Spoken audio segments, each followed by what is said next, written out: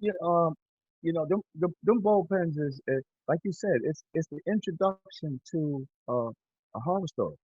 You Mm. know, that's Wow. anywhere. That's anywhere in the country. They put you in a bullpen with drug addicts. At my time it wasn't too many drug addicts. A bunch of young wild dudes. Hmm. But at the same time, you know, everybody, the young guys back then want to get into something. So there's a lot of fights, people taking Hmm. stuff, cutting guys for no reason, a lot of anger, a Mm. lot of anger, a lot of bent up frustration. Mm. You understand?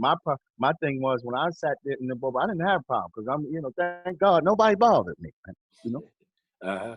thank God nobody like want to push up me. Plus, like I told you, I was physically fit all Hmm. my life, right? Hmm. Right, I was physically fit all my life. So if the dude wasn't healthy, man, you couldn't really deal with me one on one. I was pretty much prepared, man, because I come out of a era where discipline was first. You know, Okay. discipline was first. You know, and I stood my ground, and I stood away from people that were into other things. Hmm. See, that's how I made it. But in them bullpens, man, it's lonely, it's cold, Hmm. it's hot, it's too hot, it's too cold, Hmm. it's whatever the environment is, right? And there's a lot of different personalities and people talking, a lot of stuff going on. You know, it's hard to concentrate on what you got to do, but Hmm. you must remain vigilant. You must remain focused because if you don't, like I said, with peer pressure, you could end up, you know, doing the rest of your life. I'm not talking about a year or two. See, I'm beyond. Okay. We're beyond that. Okay, That's Anthony. why we keep a young brother. I'm sorry. Yeah. Anthony, you said you said violence. Hey, 87 to 99, man. Sometimes we used to average, shoot, 20, 30, sometimes 40 razor slashings a month. With that violence, man. I need you to talk about the violence that goes on. And the next slide is actually a adolescent solitary confinement unit inside Rikers Island. Can you elaborate on that, please? I want to elaborate on the violence that continues to this day. Man. I really can't understand, and maybe it's just me, Hmm. right? Um, we've been going through a lot throughout our lifetime. That's if you want to use an eraser, you want to use eraser. I mean, we've been going through a lot. You take all of us and you put all of us in one cage, right? And it seems like we don't have nothing but a lot of bent up frustration against each other. I can't understand. Hmm. I don't I could never understand that. And I notice we bicker and we fight about very very little things. Hmm. But no one is concentrating on the ultimate goal. The ultimate goal was or begin was how'd you get to where you at, right? You Hmm. got there for a reason, right? And what are we going to do to change where you are instead of making your things worse? Now, I'll keep a long story short with these young people. If you're in jail and you catch another felony, that's life in prison. You already Hmm. got two, right? Yeah. You already got one or two, right? See, this is what I mean about advice. Hmm. You already got a felony already when you're there, right?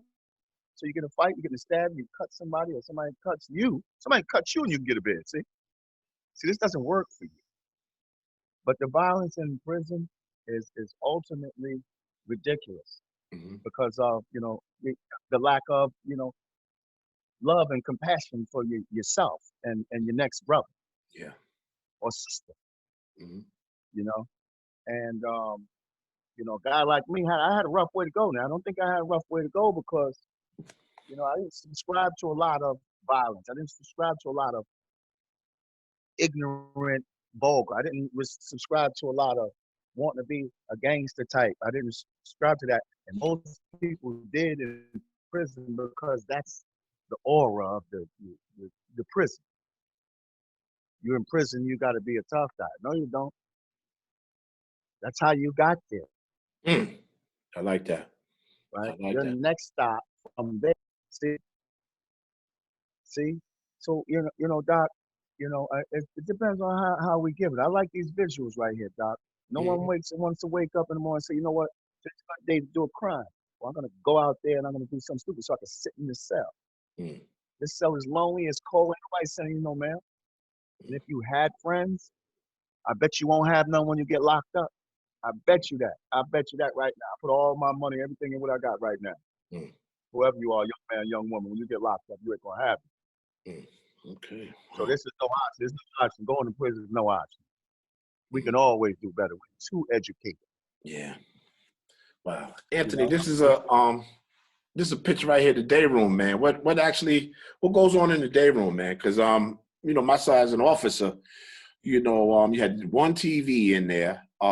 This is a cell area. So you had 33 cells, 33 detainees on each side, north and the south side. You had an A officer, which was controlled the bubble, meaning they didn't come right, outside the floor. So you had one officer at that right, time that was responsible for 66 detainees.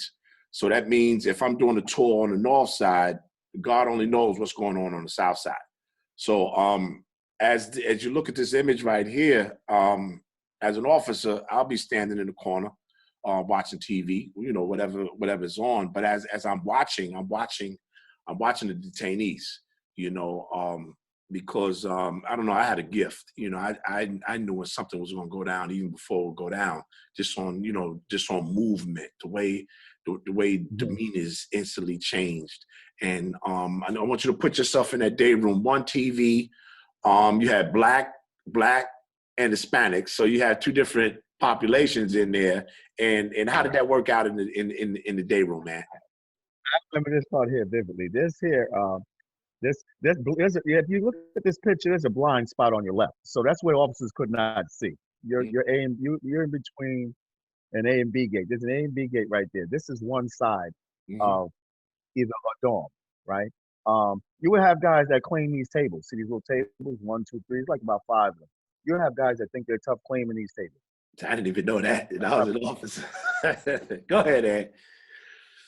right. So if you had Spanish people, a lot of Spanish people, predominantly Spanish dorm, they would be, and so one of those, they would have one of those tables surrounding one of those tables. And the same thing with anybody and any other nationality, if that's what they thought.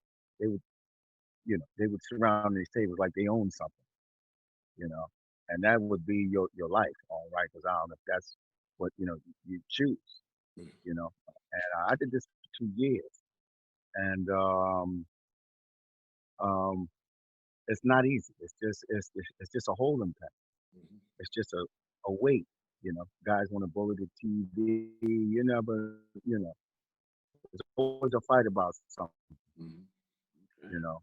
So the more people you put in there, the more problems you have. Okay, Okay. that's the bottom line. Woo, And here we it's go. not. Here we go. Hold on. You cannot talk about Rikers Island without talking about the violence. Man, Ant, when I was 22, I was squirmish of blood. I didn't even like to, when you got the needles and stuff like that. I didn't like the needles. I didn't like to see blood at all. And Mm, so when I got to Rikers, I never forget my first cutting. And man, I saw this kid. He got mm, bust open, and I mean, there was blood everywhere. And yeah. I looked down. I'm looking at the officers, and they knew I was a rookie. And I'll never forget, man. One of the officers was like, "Yo, rookie, get used to it. This is welcome to the butcher shop." That was my introduction to violence, man. And let me see. I told you, man, we used to see so much blood, man. It actually desensitized me. It desensitized me to the point where I could, let's say a detainee got cut, I escort him to the clinic, and I could just actually watch the nurses just stitch the inmate's face up, and Unbelievable. you was on the other side as a detainee, man. And can you talk about Wow. some of these images, and just Well, just just reflect on for us. this is this this is this is disgusting. This is horrendous. This is what's been going on for years. A lot of people Anthony, in Anthony, society move don't in, understand. Anthony, move into the computer a little bit so we can hear your How voice. about right here? Good. Uh, get as close as you can. We're gonna hear everything you got to say. I'm sorry. How about now? Mhm.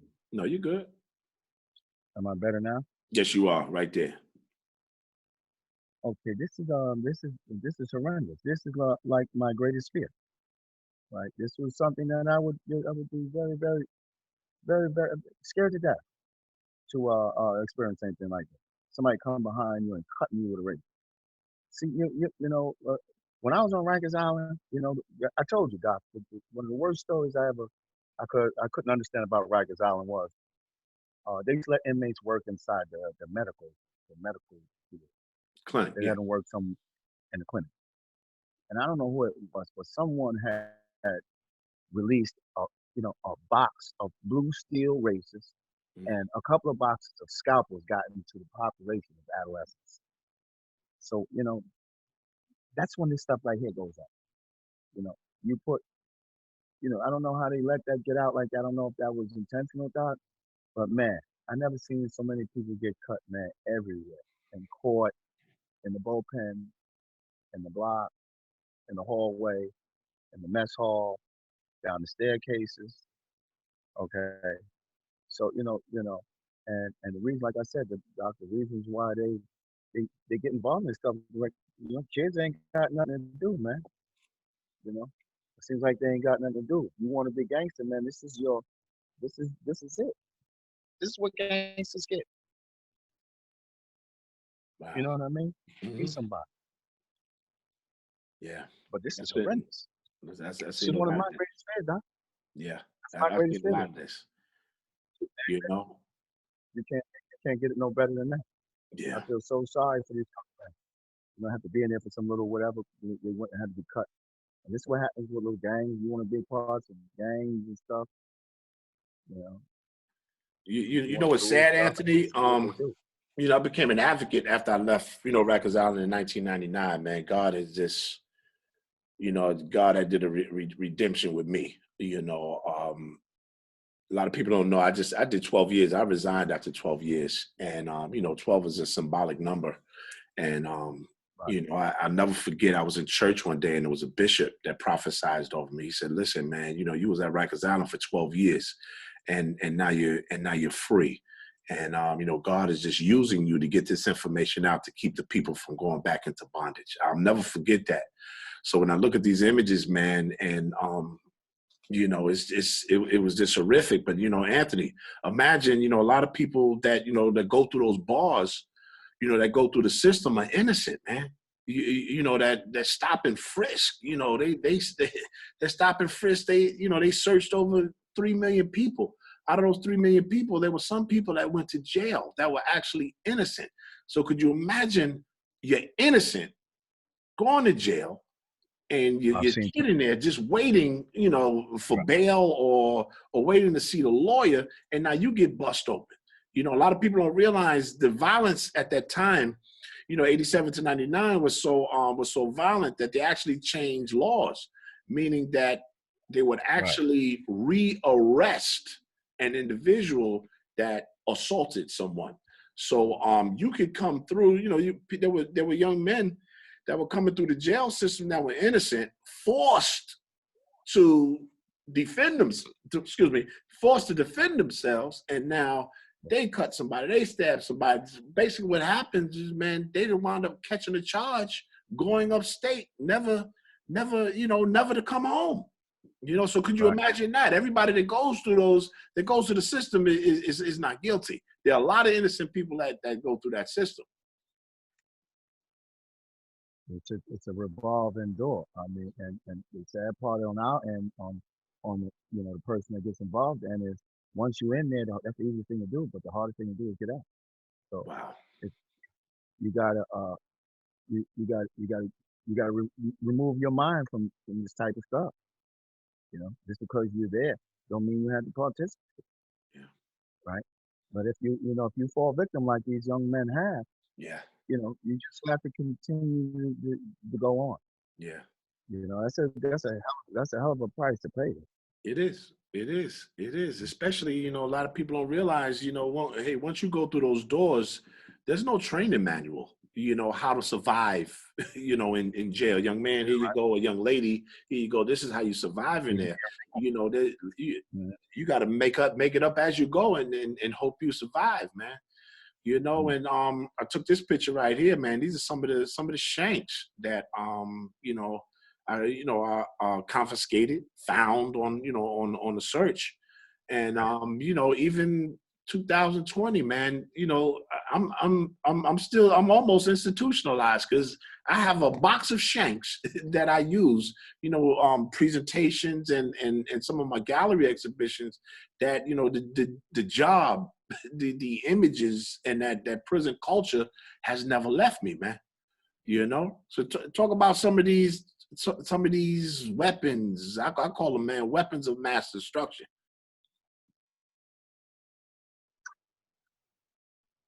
Hello? Yeah, I think I'm losing the feed with Anthony. Anthony, can you hear me? I think I lost the feed with Anthony. Let me go on to see if Anthony's trying to actually get back into the show. Hold on. Yeah, so I'm gonna just we lost the feed with Anthony, but I'm gonna continue, until Anthony comes back on the show. This image right here is actually the refrigerator in Rikers Island. A lot of people don't realize, once you let's say break the law or go through those doors, you know, you, the kitchen becomes your toilet bowl. So this is actually a refrigerator that they used on Rikers Island during those times, 1987 to 1999, to actually, keep the milk cool. So now we deal with inhumane things, inhumane changes that, that actually take place once you go through those doors, man. Wow, reflecting on this image right here, this is the shower area. And being a young man doing my tour, this is actually a cell area, 33 inmates on the left side, 33 inmates on the north side, and you're responsible for care, custody, and control to make sure nothing happens to someone. But now when you're doing the tour on the north side, well, what's actually going on the south side? So there were many days that I actually walked by, stuck my head inside the shower and see 3 or 5 people in there, and you got one adolescent that's standing in the corner. And like I said before, one of my gifts was just be able to sense something going wrong, and I'll never forget the look on this kid's eyes. I looked in there, I said, "Yo, is everything all right in there?" And so, yeah, still, we good, still. And I looked at this one young man, and I could actually see fear in his eyes. His eyes were saying, "Help. They're beating me up. Help. They're raping me. Help," in his eyes. And, I'll never forget taking the young man out of there, and I'm asking him, what's going on? What happened while he was in there? And it goes back to that prison rule, snitches get stitches. So he couldn't even tell me that he was being violated, actually in the shower area. And there's many days that you don't realize entertainment sometime in jail it could be you. You got 4 or 5 people standing, over you with shanks or razor blade to your jugular vein, and they need entertainment. And that young weak one over there is going to be entertainment. This right here is the corridor area at that time. Wow, the corridor area where we was at, I see 74 was a quarter of a mile long. And as an officer responding to alarms, you had to be in some type of shape at that time to actually respond to alarm, put your helmet on, put your stab proof vest on with your baton in your hand and run down and pray to God that you're not running into an actual riot. But the majority of the incidents, that took place on Rikers Island was inmate on inmate. Not to say that there wasn't, inmate on officer, because it was. There was a lot of abuse that was going on, and part of my journey, God has, blessed me with being able to go into multiple schools and share my story. But, there are things I did inside of Rikers Island that I had to ask God for forgiveness, and and there's actually a cross on my back for the things that I've done. And, that's just how God works. And I have a brief story about this image right here. And I'm still waiting for Anthony to come back on. If he doesn't come back on, Anthony will definitely be on our show, because you just cannot talk about, you know, 12 years in 25 or 30 minutes. So Anthony would definitely be back on the show, because he's going to share his knowledge on what it's like going from detainee to state property, meaning going upstate. So he's going to share that journey from Rikers Island to going upstate. This image right here is powerful, and this right here is the actual solitary confinement unit on Rikers Island during 1987 to 1999. If you can imagine, 33 detainees that were behind these steel doors, locked in the cell for 23 hours. You know, a lot of people don't realize at that time, you know, when we went to the academy, you know, we didn't have mental health training. You know, the officer didn't have mental health training, so we didn't know the mental conditions or the issues that someone that's locked in a cell, that's now confined, that cannot have detainee human contact, what that does to the mind psychologically. And I'll never forget, you know, it's amazing how God works. I was doing I was working at a foster care agency, and I ran into an individual that said, "Yeah, Mr. Steele, yeah, I went through Rikers Island." So we started talking, and so he said, "I went through Rikers Island, and I forgot what his charge was, but he was saying, he said, yeah, I was a suicide aide." So I said, "Wow." I said, "Do you know, I've never really sat down and talked to a suicide aide." So I said, you know, as an adolescent, where were you a suicide aide at? He said he was a suicide aide in the adolescent solitary confinement unit. So I started asking him questions, man. And what came out of those questions, he said basically, and as an officer, you know, you have a suicide aide. But to really know the job description of the suicide aide, it took me to another level. He said, "Mr. Steele, my job was to make sure that people that were locked in these cells didn't commit suicide." And I looked at him, and he looked back at me. He said, "You know," he said, "What's the matter?" So I said, "I've never really talked to a suicide aide before." And so he was basically saying, he said he used to just go from cell to cell, and a guy that was depressed, he would share information with them, basically, you know, getting their hopes up and getting their spirits up, and passing Bibles back and forth. And so his job was saving people's lives. And, you know, thank God that I've never experienced, you know, I worked in a solitary confinement unit. And, you know, thank God that no one has ever committed suicide. But, you know, reflecting back on my time as a correction officer, I didn't know people were suffering behind those bars, 23 hours a day, and what it does to you mentally. And we're gonna definitely talk about that on one of my next episodes, where we're just going to talk about solitary confinement and what it does to you mentally and physically, to our detainees, inmates, and officers. This right here is an image. These three images right here. The one where you see the bars. I have my camera, and I'm looking through. I'm in the receiving room, actually looking through the bars of these detainees that are now state property, that are going upstate. And when Anthony comes back, he's gonna start that journey. You know, a lot of people survived Rikers Island at that time, you know, 87 to 99, to go upstate, and many never made it home. And so I need those experts that did that time, and I'm gonna have those individuals that's going to be on this show, that's going to share with you what it's like. You survive Rikers Island, you survive a local jail. It doesn't have to be Rikers Island; it could be a local jail. And you know, you hear the young children, yeah, you know, I went to juvie this and juvie that. But once you start doing state time, that's a whole different monster, and that's going to be we're going to focus on that on some other shows.